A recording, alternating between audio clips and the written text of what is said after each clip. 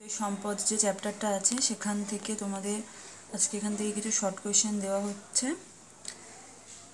প্রথম কোয়েশ্চেন আছে, প্রথম সম্পদের সংজ্ঞা কে দেন? 1951 সালে আমেরিকা যুক্তরাষ্ট্রের বিশিষ্ট সম্পদ শাস্ত্রকার জিমারম্যান। মানে আমরা সম্পদের যে সংজ্ঞাটা আমরা পড়ি সেটা হলো এই জিমারম্যানেরই লেখা। বসুন্ধরা সম্মেলন কবে কোথায় হয়? 1992 সালে ব্রাজিলের রিও ডি জেনিরোতে। বিকশিত সম্পদের উদাহরণ আমেরিকা যুক্তরাষ্ট্রের জলবিদ্যুৎ। সম্ভাব্য সম্পদের উদাহরণ কেনিয়া ও কঙ্গো। সম্ভাব্য জলবিদ্যুৎ। বস্তুগত সম্পদের উদাহরণ কয়লা ও লোহা। এখানে উদাহরণগুলো প্রত্যেকটা ভালো করে পড়বে, কারণ তোমাদের এটা কিন্তু শর্ট কোয়েশ্চেনে দেয় যে এই সম্পদের উদাহরণ দাও, বা একটা তুলে দিয়ে বলে এটা কীরকম সম্পদের উদাহরণ। এজন্য প্রত্যেকটা উদাহরণ কিন্তু ভালো করে পড়বে। অবস্তুগত সম্পদের উদাহরণ শিক্ষা ও আইন, উদ্ভাবনী ক্ষমতা। আন্তর্জাতিক সম্পদের উদাহরণ বায়ুমণ্ডলের ওজোন স্তর, মহাসাগর। মানে আন্তর্জাতিক মানে এটা হচ্ছে দেশের বাইরেও হচ্ছে সবাই, মানে পৃথিবীর সবাই কিন্তু এটা ব্যবহার করতে পারবে। জাতীয় সম্পদের উদাহরণ নদ নদী খনি, কারণ হচ্ছে এক একটা নদ নদী বা হচ্ছে খনি এক একটা দেশেরই সেটা সম্পদ থাকে। দেশের বাইরের লোক কিন্তু সেটা, যেমন গঙ্গা নদী ধরো আমাদের দেশের প্রধান নদী, সেটা হচ্ছে আমরা ব্যবহার করতে পারবো। হ্যাঁ, সেই মানে গঙ্গা নদীর শাখা যদি অন্য কোনো দেশে গিয়ে অন্য নামে প্রবেশ করে তখন তারা সেটা ব্যবহার করতে পারবে। সামাজিক সম্পদের উদাহরণ বিদ্যালয়, পাঠাগার, তারপর হচ্ছে হাসপাতাল। ব্যক্তিগত সম্পদ বাড়ি জমি, মানে এগুলো সবার নিজেরই হয়। সর্বত্র প্রাপ্ত সম্পদ বায়ুমণ্ডলের O2, যেটা সর্বত্র জায়গায় পাওয়া যায়। সহজলভ্য সম্পদ জল, মৃত্তিকা, জমি, মানে যেটা সহজেই আমরা পেয়ে যাই, আমাদের খুব একটা খাটনি করতে হয় না। দুষ্প্রাপ্য সম্পদ টিন। অদ্বিতীয় সম্পদ হচ্ছে ক্রায়োলাইট গ্রিনল্যান্ডের। মানবিক সম্পদ শ্রমিকের কর্মদক্ষতা, মানুষের উদ্ভাবনী ক্ষমতা। সাংস্কৃতিক সম্পদ শিক্ষা, বিজ্ঞান, চেতনা, প্রকৌশল। আর জৈব সম্পদ দুগ্ধ ও পশু, মৎস্য, এগুলো।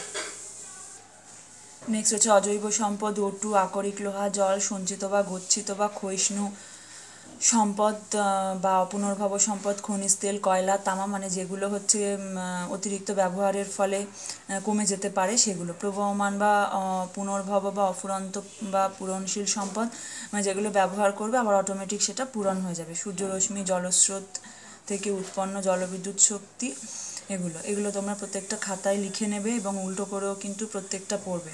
ঠিক আছে। পিগ আয়রন, পরিশ্রুত লোহা অর্থাৎ আকরিক লোহা গলিয়ে অবাঞ্ছিত বা অপ্রয়োজনীয় পদার্থ ফেলে দিয়ে তারপর পরিশ্রুত লোহাকে গলিয়ে প্রয়োজন মতো গড়িয়ে নেওয়া হয়, তখন তাকে পিগ আয়রন বলা হয়। মানে কি, ধরো মানে আকরিক লোহা যখন আমরা মানে মাটির নিচ থেকে বা খনি থেকে আমরা পাই, তখন সেটা কিন্তু সরাসরি ব্যবহার করা যায় না, তার মধ্যে যথেষ্ট নোংরা মাটি লেগে থাকে। তখন সেটাকে পরিষ্কার করে প্রয়োজন মতো সেটাকে গলিয়ে, মানে পরিষ্কার করার জন্য সেটাকে হচ্ছে গলিয়ে নেওয়া হয়, বার্স্ট ফার্নেসের মধ্যে গলিয়ে তারপর হচ্ছে প্রয়োজনীয় লোহাটাকে বের করে নেওয়া হয়। এর ফলে কি হয়, যে অপ্রয়োজনীয় বা নোংরা জিনিসটা সেখান থেকে বেরিয়ে যায়। ইস্পাত তৈরিতে কি দরকার? ম্যাঙ্গানিজ, নিকেল, ক্রোমিয়াম প্রভৃতি লৌহ সংকর ধাতু মিশিয়ে হচ্ছে ইস্পাত তৈরি করা হয়। সবচেয়ে ভালো আকরিক লোহা কোনটা?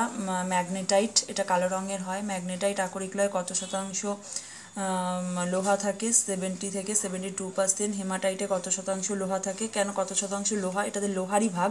তাহলে প্রশ্ন হতে পারে লোহা থাকে কেন? কারণ দেখো, এটা তো আকরিক, তো এবার এখান থেকে যে মানে বাদ দিলে হচ্ছে কতটা আমি মানে আসল লোহাটা পাবো।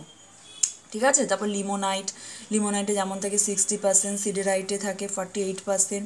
ভারতের অধিকাংশ আকরিক লোহা কী জাতীয়? হচ্ছে হেমাটাইট। আকরিক লোহা উৎপাদনে কোন রাজ্য প্রথম? উড়িষ্যা। টলুইন কি? কয়লা থেকে উৎপন্ন এক ধরনের বিস্ফোরক দ্রব্য। কয়লা থেকে উৎপন্ন উপজাত দ্রব্য গন্ধক, স্যাকারিন, ফেনল, ক্রিওজোট। এটা কি কাজে লাগে সেটাও কিন্তু লেখা রয়েছে। তারপর আলকাত্রা, বেনজিন। নেক্সট, আলকাত্রার উপজাত দ্রব্য সিনথেটিক, রবার, প্লাস্টিক, ফটোগ্রাফি জিনিসপত্র, মানে কী কী এখান থেকে পাওয়া যায়? সুগন্ধিমা, সেন্ট, দুর্গন্ধনাশক, এগুলো। ভূগর্ভে আকরিক লোহা সমীক্ষা দুটি সংস্থার নাম: geological survey of India, Indian bureau of mines. ভূগর্ভে সঞ্চিত আহরণযোগ্য লোহার পরিমাণ কত? 2525 কোটি টন, মানে 2525। আমাদের দেশ থেকে আকরিক লোহা রপ্তানিকারক দেশ কোনটি? মানে আমাদের দেশ থেকে যায় চীনে, জাপানে, দক্ষিণ কোরিয়া, ইরাক, ইরান, পোল্যান্ডে। ভারতে উৎপাদিত কয়লার কত শতাংশ তাপবিদ্যুৎ কেন্দ্রে ব্যবহার করা হয়? 74%। ভারতে উৎপাদিত কয়লার কত শতাংশ লৌহ ইস্পাত শিল্প গলানোর কাজে ব্যবহার করা হয়? 5%। ভারতে উৎপাদিত কয়লার কত শতাংশ সিমেন্ট শিল্পে ব্যবহার করা হয়? 4%। শ্বাস শিল্পে ব্যবহার করা হয় 1%। তারপর হচ্ছে রেল ইঞ্জিনের ক্ষেত্রে ব্যবহার করা 1%। ভারতে উৎপাদিত কয়লার কত শতাংশ গৃহস্থালী কাজে ব্যবহার করা হয় 15%। কালো হিরে কাকে বলে? কয়লাকে সবচেয়ে ভালো মানের কয়লা কোনটি? অ্যান্থ্রাসাইট কয়লা, এখানেতে কার্বনের পরিমাণ থাকে 90%। বিটুমিনাস জাতীয় কয়লার মধ্যে কার্বন কত থাকে? 50 থেকে 85%। আর সবচেয়ে নিম্নমানের কয়লা হচ্ছে 35%, এরও কম। কারণ কি? এটা জ্বালালে প্রচুর পরিমাণে ধোয়া হয়, পরিবেশ দূষিত হয়। কিন্তু বিটুমিনাস বা অ্যান্থ্রাসাইট জাতীয় উন্নত মানের কয়লা এগুলো পোড়ালে খুব একটা গ্যাস হয় না, ফলে বায়ু দূষণ হয় না। নেক্সট, ভারতের অধিকাংশ কয়লা কী ধরনের? বিটুমিনাস জাতীয়। Very very important question. Lignite কয়লার কার্বনের পরিমাণ কত? 35 থেকে 50%। এটি এক প্রকার নিম্নমানের কয়লা।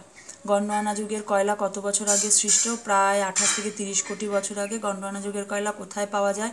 খুব ইম্পর্টেন্ট এটা, দামোদর নদী, মহানদী, তারপর হচ্ছে গোদাবরী, ওয়ার্দা নদীর উপত্যকায়। ভারতের বৃহত্তম কয়লা খনি ঝাড়খণ্ডের ঝরিয়া। আকরিক লৌহ উৎপাদনে ভারতের কোন রাজ্য প্রথম? উড়িষ্যা। আকরিক লোহা কয়লা প্রত্যেকটা খনিজ সম্পদ উৎপাদনে কোন রাজ্য প্রথম? এটা কিন্তু ভালো করে পড়তে হবে, এটা কিন্তু দেয় পরীক্ষায়। তারপর কয়লা উৎপাদনে ভারতের কোন রাজ্য প্রথম? ছত্তিশগড়। গন্ডোয়ানা যুগের কয়লা কত মিটার পুরু? 10 থেকে 20 মিটার।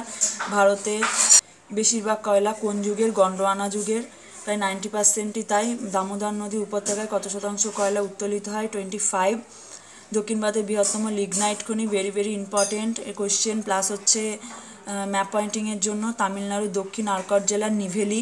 টারশিয়ারি যুগের কয়লা পশ্চিমবঙ্গে কোথায় পাওয়া যায়? পশ্চিমবঙ্গের দার্জিলিংয়ের কাছে বাগরাকোট ও কালিম্পংয়ে পাওয়া যায়। আর এই চ্যাপ্টারে যে নেক্সট শর্ট কোয়েশ্চেনগুলো আমি তোমাদের পরের ভিডিওতে দেবো, এগুলো তোমরা প্রত্যেকটা ভালো করে পড়বে। এগুলো পড়লে এখান থেকে সব শর্ট কোয়েশ্চেন কমন পেয়ে যাবে।